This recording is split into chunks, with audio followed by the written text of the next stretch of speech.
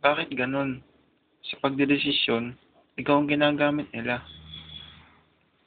May mga bagay kasi na kaya ng puso, pero hindi kaya ng utak. Tulad ng magpahalaga, umibig, at magmahal.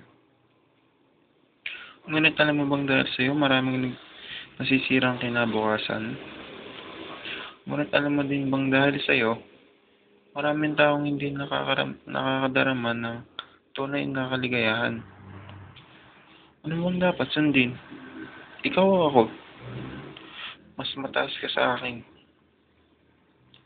Ngunit sa akin palagay, hindi posisyon ang dapat na maging batayan.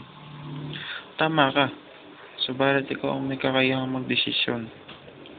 Hindi ako at hindi ikaw ang dapat magdesisyon, kundi ang taong nakakaalam ng tunay na nakakapagdulot sa kanya ng tunay na kaligayahan.